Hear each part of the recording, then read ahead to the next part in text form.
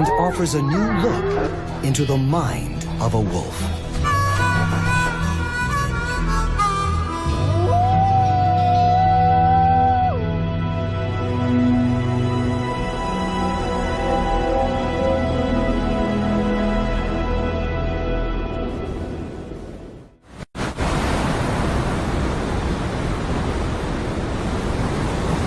On a windswept plateau, a young wolf battles for survival.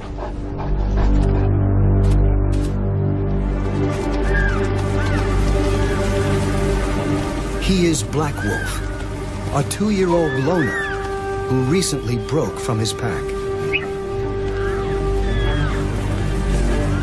No wolf wants to be alone. It's too hard to make a living without allies.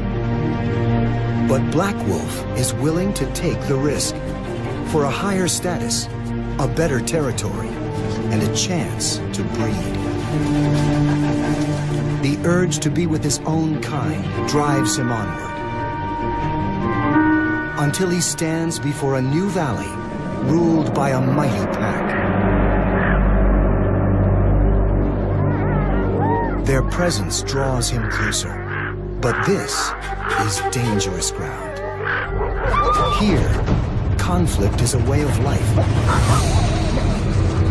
High rank and breeding rights are often achieved through force. Many die young. But he is no ordinary wolf. Instead of strength and aggression, he's armed with cunning, and he brings his own recipe for success. His entire young life has led to this moment.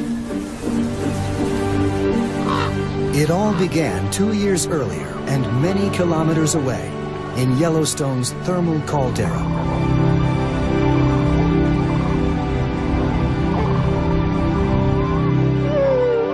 Little is known of Black Wolf's early life. Knowledge of other Yellowstone wolves can paint a broad picture. Like all wolves, he was born within a family unit, a pack. In this pack, a white female is the reigning matriarch. Her daughter is a subordinate and Black Wolf's mother. At 2 months, the youngsters enjoy a pampered life. The adults constantly feed, groom, and generally fuss over them. His grandfather, the pack's alpha male, takes charge of today's food delivery. He won't allow other adults to eat until the little wolf gets his fill. Young pups are exempt from the hierarchy of adult society. Their job is to eat and play. But they develop a pecking order of their own. Black Wolf usually ends up on the bottom. His brothers and sisters practice the dominance they'll use later in life. But aggression isn't really his thing. He just loves the game and exploring the riverbank beside the den.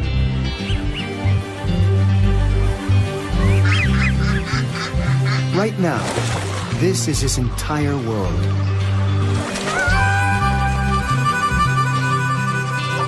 But there's plenty for a curious pup to discover.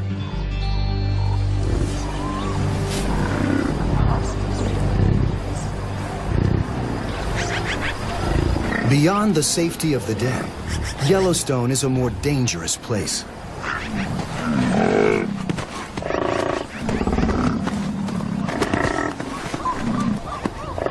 Black Wolf's grandfather must face the hazards if he's to feed his pack. Wolves are hunters, but when he finds an elk carcass, he turns scavenger. Problem is, he's not alone.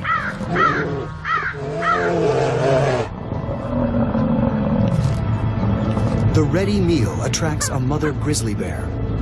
The wolf protests, but there's little he can do against 130 kilos of muscle and thick hide. But even a bear must be careful. The smell of blood seems to drive bison into a defensive display. They turn their aggression on both predators.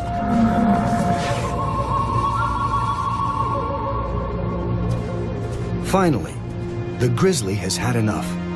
She rejoins her waiting cubs to look for an easier meal. In this game of round robin, perseverance pays off. The young ones are blissfully unaware of the effort it takes to feed them. They're putting on about 1.5 kilos a week, eating nearly every day.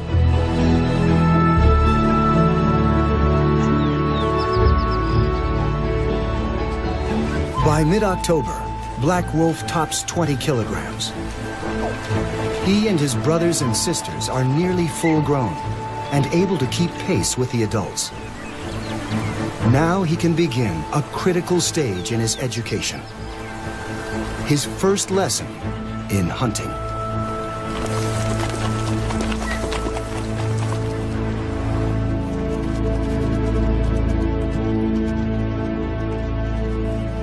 In the fall, Yellowstone's elk herds migrate from the mountainsides to lower valleys.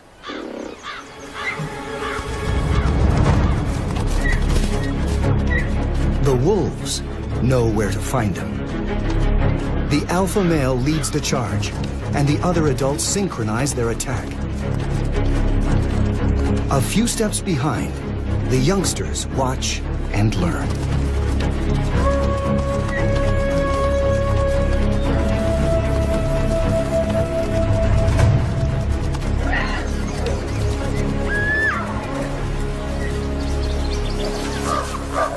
With adults to teach him and a stable pack in which to grow, Black Wolf is on his way to becoming a hunter. But his small pack is vulnerable. He is the first to notice a strong scent, the smell of other wolves. His grandparents know all too well what it means.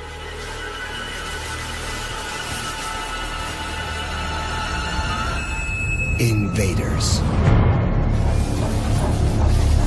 A rival clan from the south has slipped into their territory.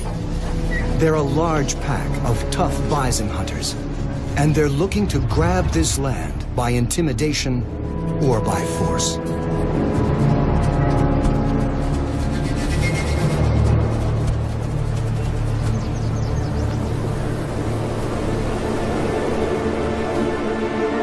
As his first winter arrives, Black Wolf's world is under siege. His family challenges the intruders, but their howls betray the small size of the pack. The invaders know they have the advantage, and they charge. Their mission is to destroy the heart of the small pack by killing its leaders.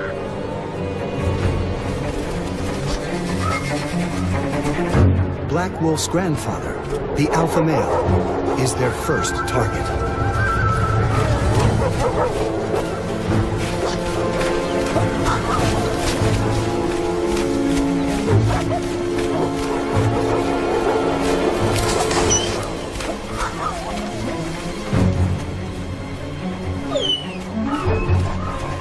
The pup is too young to intervene. He can only flee as the mob catches up with the alpha and kills him on the spot.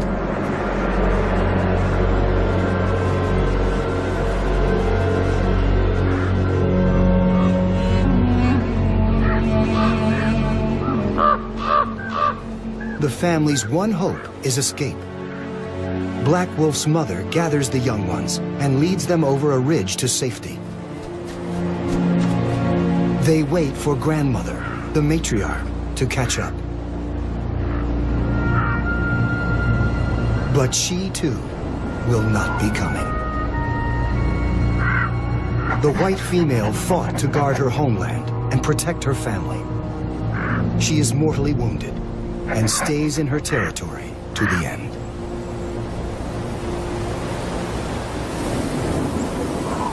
Black Wolf, his mother, and 3 siblings are cut adrift. They have lost their leaders, providers, and teachers.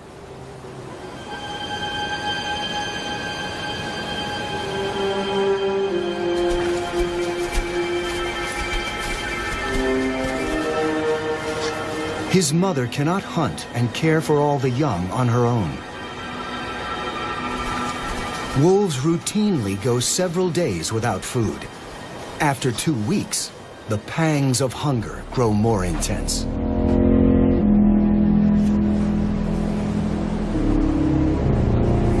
There is prey in this new territory. Black Wolf has never hunted before.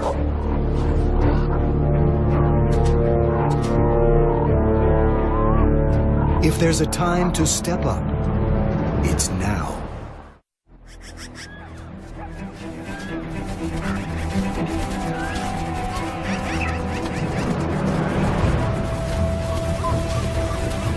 Black Wolf draws on his powerful instinct for the chase. He tries to tap into what he's learned.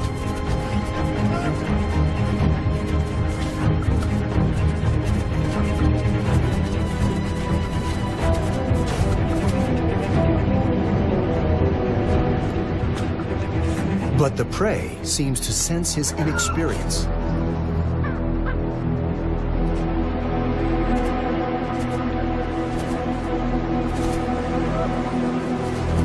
He can't put the pieces together, and his hunger only grows.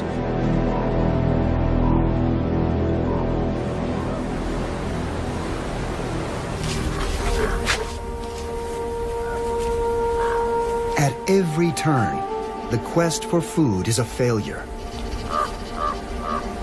Even the ravens don't put much stock in Black Wolf's chances.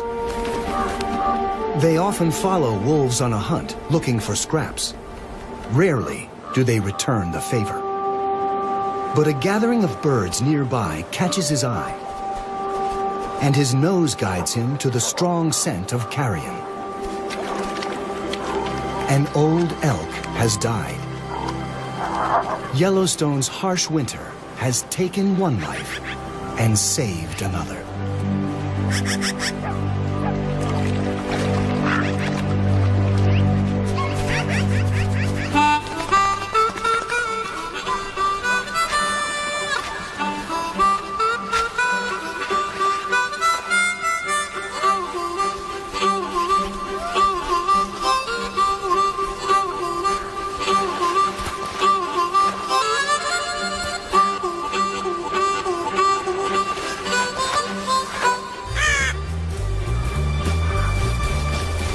The windfall feeds the entire pack, but such lucky finds are few and far between.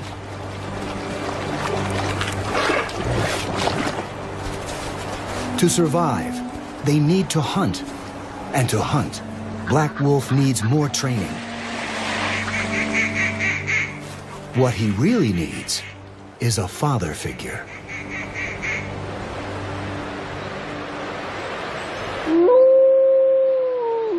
Each day, Black Pup's mother sends up a message.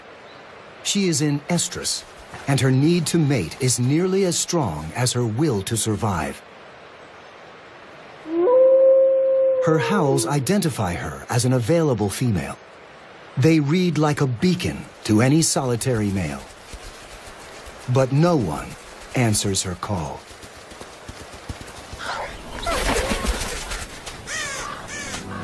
For 2 more weeks, she tries to scavenge enough food for the ragtag family. But the job is too big for her alone.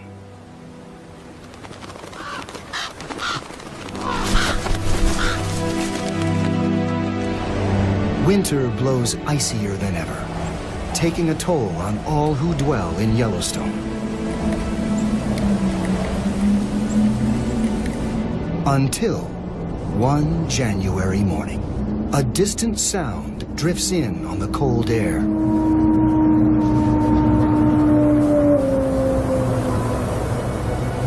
A young male wolf wanders into the neighborhood.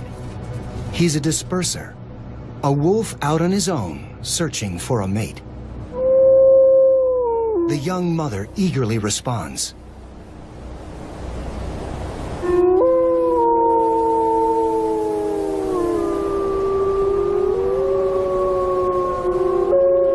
And an exchange of calls guides him to her.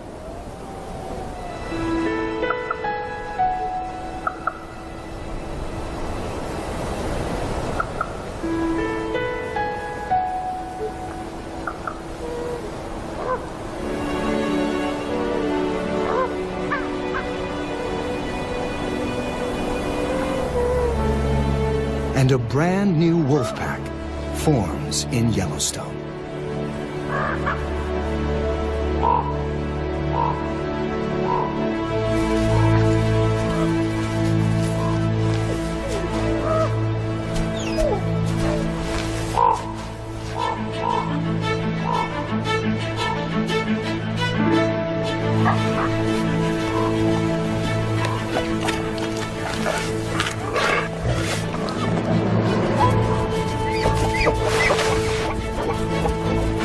The new stepdad proves to be a solid provider.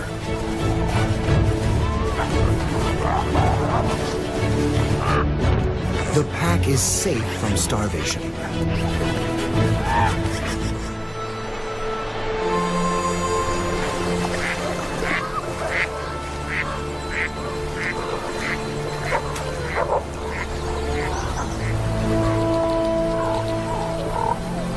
Black Wolf is a yearling now. It's time to share the burden of bringing food for the family. He must become an elk hunter. One morning, his stepfather leads him and his brother to a nearby pond. A small group of cow elk have come to drink. Black Wolf eagerly launches the chase. But as before, the prey fights back. A kick from an elk can break a wolf's jaw.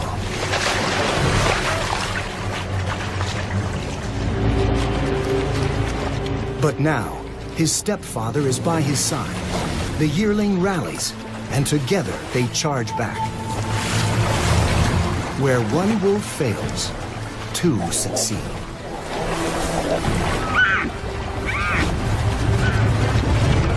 Finally, brother charges in to help finish the job. Black Wolf is a hunter now. Yet, in the moment of triumph, this successful partnership is about to be broken. At the end of his second year, he feels an irresistible calling. The urge to mate pulls him away from his family. To answer the call, he must leave. He begins to wander to the edges of his home territory for days, then weeks, until one day, he doesn't turn back.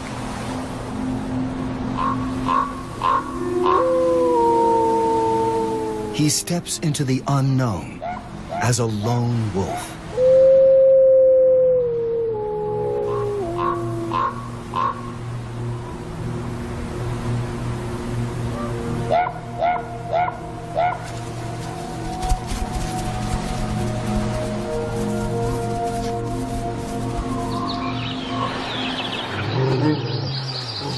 Most young males choose to disperse like this, but it's tough going. Food is harder to catch and keep. Large prey is too formidable. He needs to think smaller. Much smaller.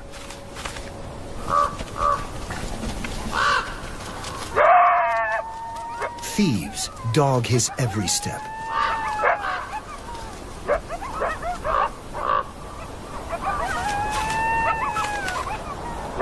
No morsel is too meager for a coyote to steal.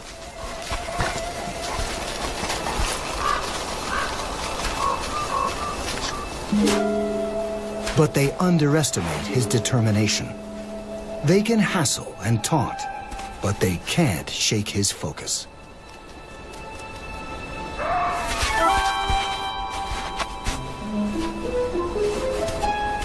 Black Wolf gets his rodent. But the coyotes get the last word.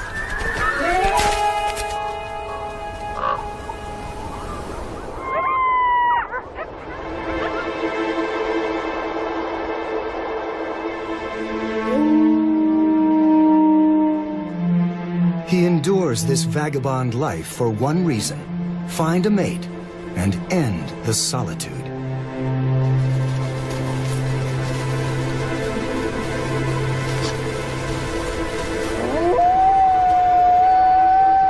Black Wolf calls out and listens for a reply.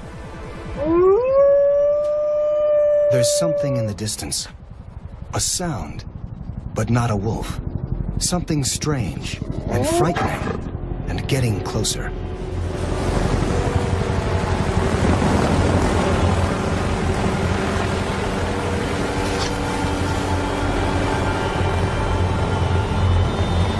In an instant, the sky unleashes chaos, a deafening roar and blinding snow.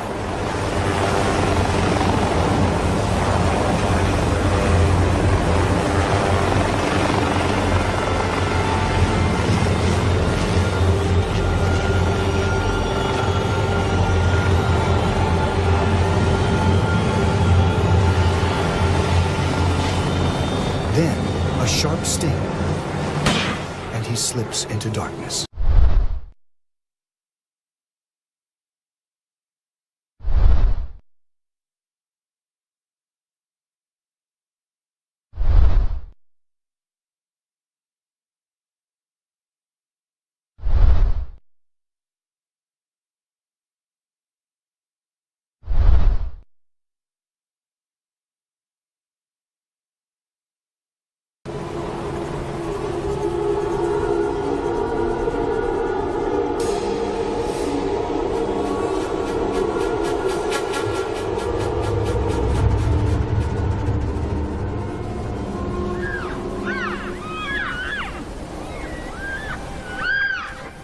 Hours later, Black Wolf emerges from his encounter with man. He is now a tagged and collared animal, Yellowstone wolf number 302. Like so many of his fellow wolves, he will be monitored by humans. Now, his movements and behavior will be well documented.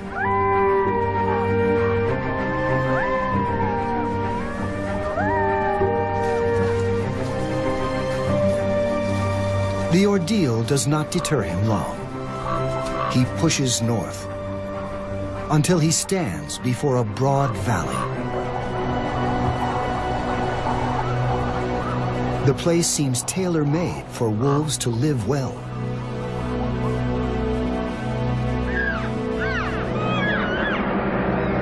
And they do. One of Yellowstone's largest wolf packs rules this valley. The Druid Peak Pack, 17 wolves strong. He's an outsider here, an enemy.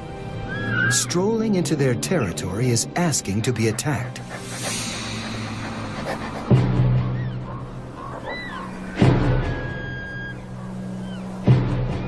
But something tells him to stick around a while.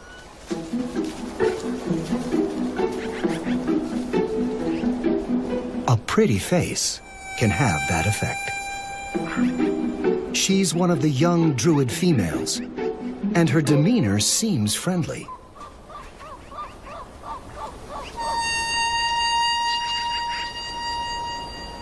Downright enthusiastic is more like it.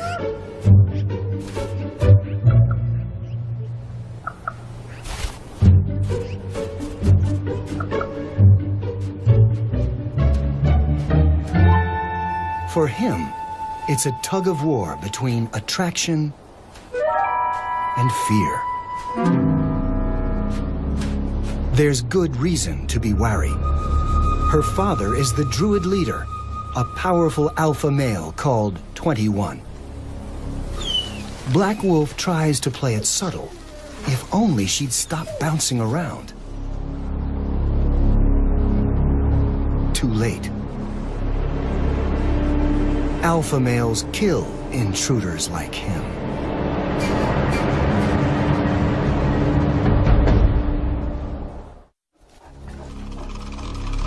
This is a life or death decision.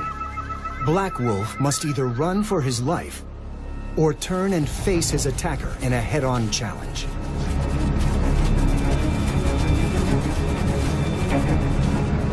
But given two options, he picks a third. He faces his rival, then immediately surrenders.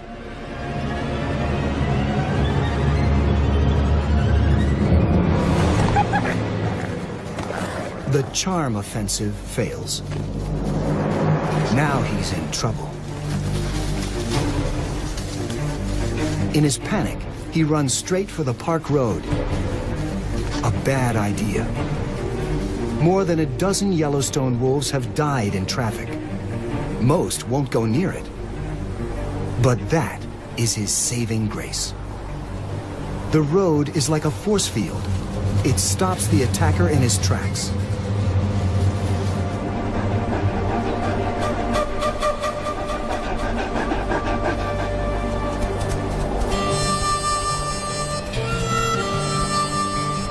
Black Wolf is safe for the moment, so he decides to hang around a while.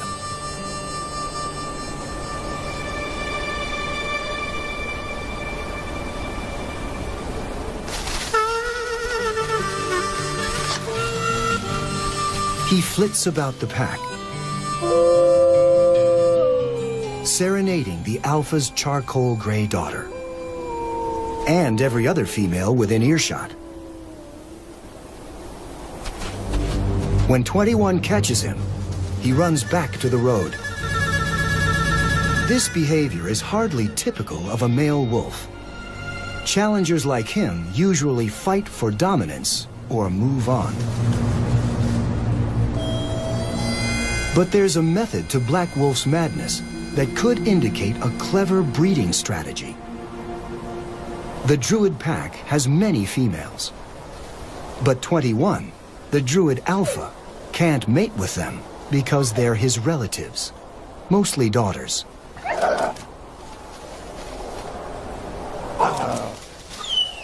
That's not to say he doesn't try once in a while, but when he does, he gets an earful.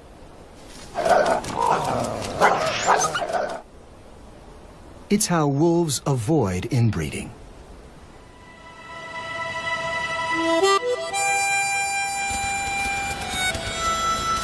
So when a dark, handsome, and very available stranger shows up, what's a young wolf to do?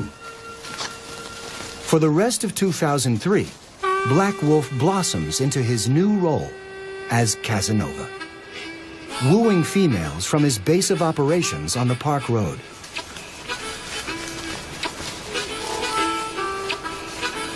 The charcoal female especially finds him irresistible. Pretty soon, she's spending more time with him and less with her father's pack. Typically, a couple like this forms a pair bond and starts its own pack. But it turns out Black Wolf is not a one-woman guy. He seems content to stay right where he is, cavorting with multiple Druid females and mating with them on the sly, but bonding with none. He passes another year without commitment, free of any responsibility.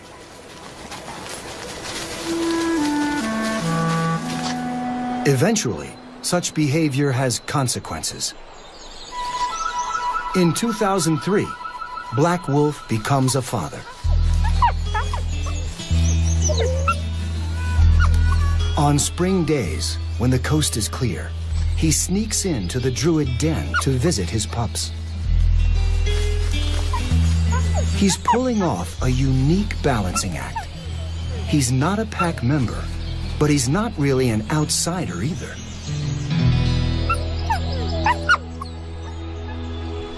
Perhaps he's just biding his time, sensing an impending opportunity. The Druid alphas, 21 and his mate, are both old wolves. In early 2004, the alpha female dies.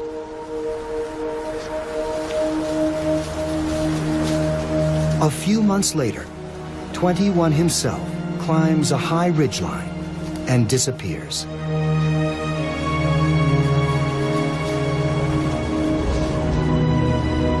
His 7-year reign, one of the longest in Yellowstone history, is over.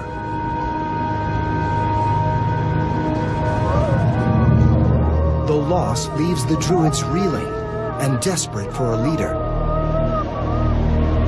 Some even abandon the pack. This could finally be Black Wolf's moment. But not so fast. A new candidate saunters into the valley. Another dark stranger. And he intends to rule the Druid pack himself. The newcomer to the valley is no stranger. He's actually Black Wolf's younger brother, a male called 480.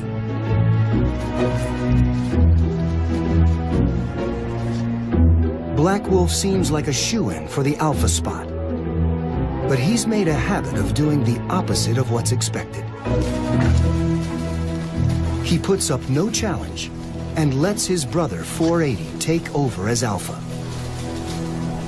After all, he's done just fine without being in charge. Why change now? He'll stay focused on the females and let his brother make decisions, protect the pack, and lead them on the hunt.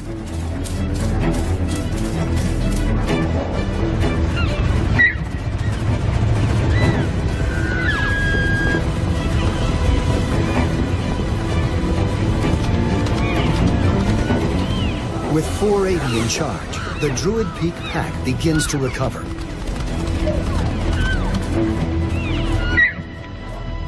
But the stability is brief.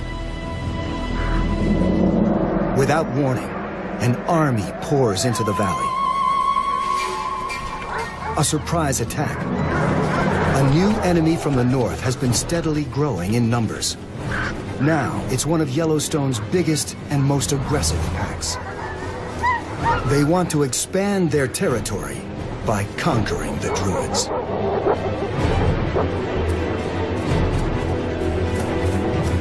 For the second time in his life, Black Wolf is on the losing side, outnumbered and on the run. As the Druids flee, he falls back on old instincts. He makes a beeline for the Park Road, his sanctuary.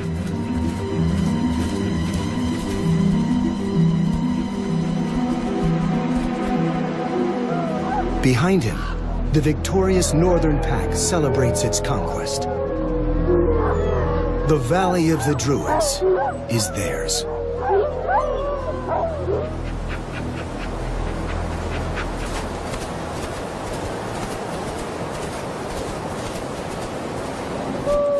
In crisis, wolves sometimes abandon their pack. A fresh start could be waiting for Black Wolf just over the next hill. But instead, the former rambler picks up the scent of his packmates and joins them in exile.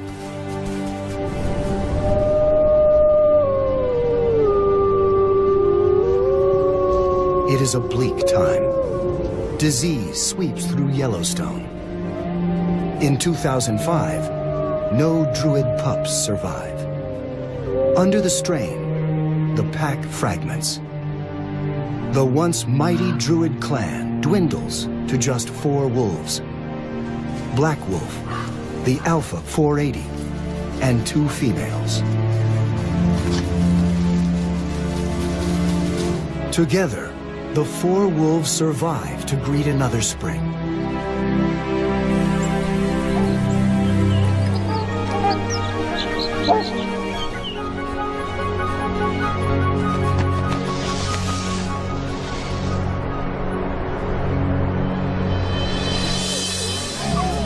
This year, fortunes turn. 2 litters of pups are born. Black Wolf is likely the father of some. The 8 little ones evade disease. They grow into the new foot soldiers of the Druid pack.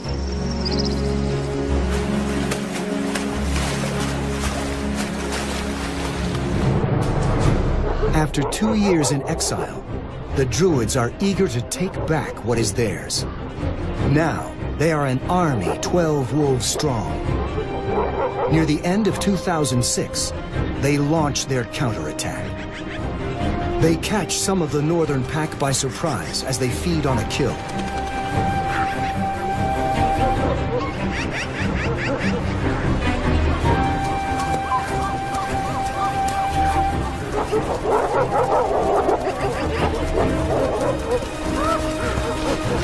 Black Wolf is in the thick of the fray.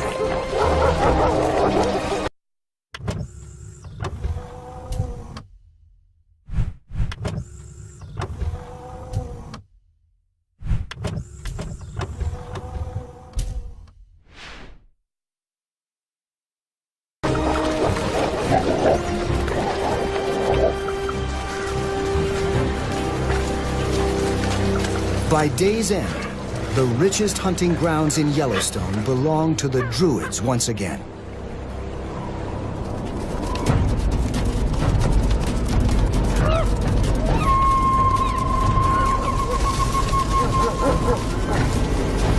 Black Wolf is now 6 years old, a tough animal, and the Druids' best hunter.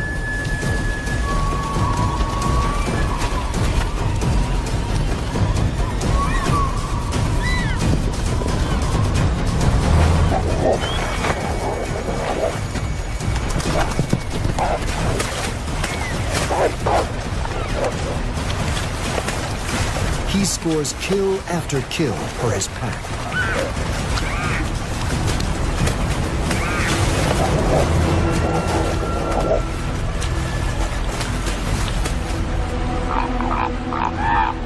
By now, he provides for the family as much as any alpha. He should be settling into his golden years as a pack elder, but new problems keep turning up.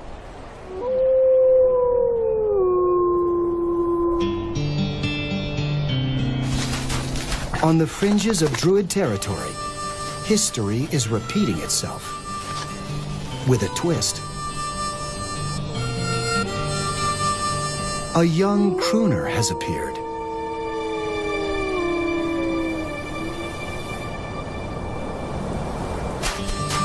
And he's romancing the Druid females.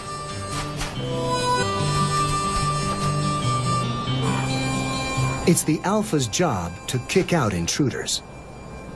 But 480 is not on the case.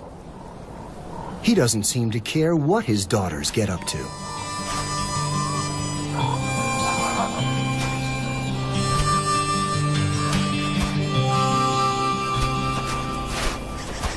Black Wolf, on the other hand, definitely minds. A sneaky tryst with the alpha's daughter is his trick. No young upstart is going to beat him at his own game.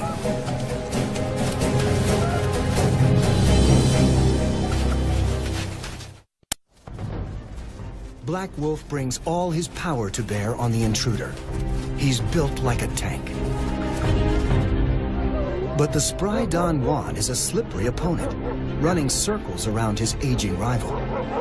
It's like he's using pages out of Black Wolf's old playbook.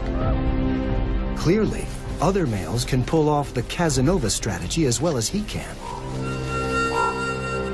If the old wolf is going to do the work of an alpha, he should at least get the benefits. But no, he still has to endure life as a subordinate. 480 never misses a chance to remind him who's boss.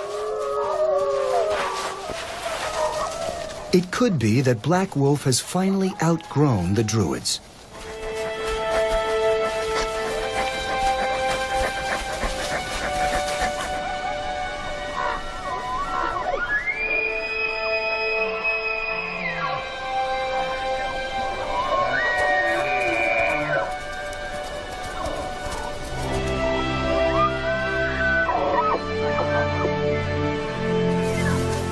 In the fall of 2008, the elderly 8-year-old abandons the pack he worked so hard to join.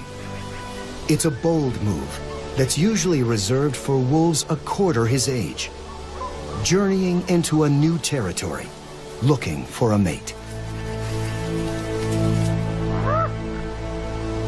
But this time, he's not alone.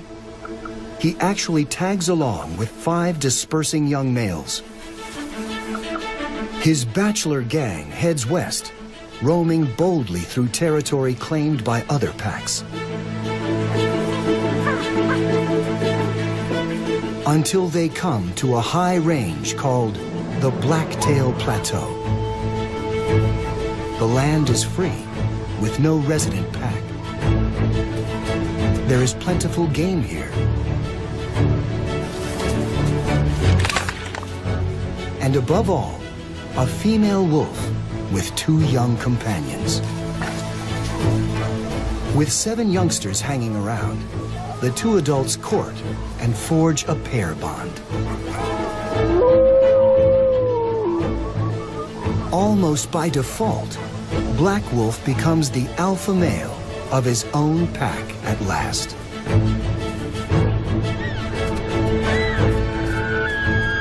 Yellowstone wolves seldom live past 5. Black Wolf is nearly 10. He has lived through war, exile, and famine. He has hunted elk by the hundreds. Few wolves can match his experience.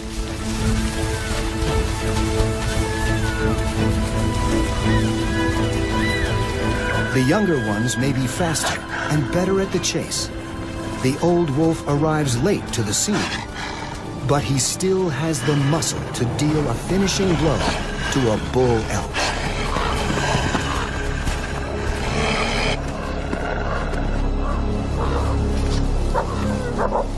Under his steady leadership, the new pack thrives.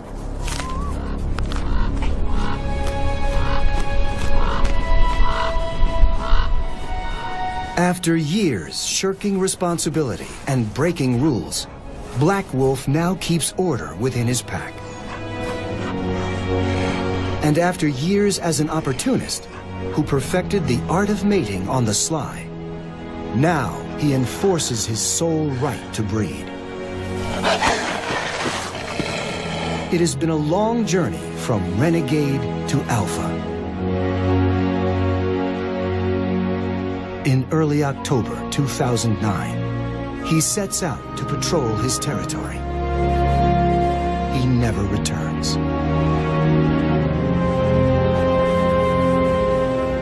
He probably clashed with enemy wolves and died defending his pack's home. He lived longer than almost any wolf in Yellowstone by avoiding such conflict.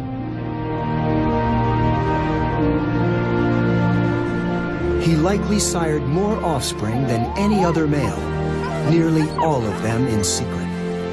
A strategy he didn't invent, but may have perfected. Just before the end, he witnessed the birth of one final litter, the only pups he ever fathered as an alpha male. In Yellowstone, the Blacktail Plateau pack lives on, and with it, the legacy of Black Wolf.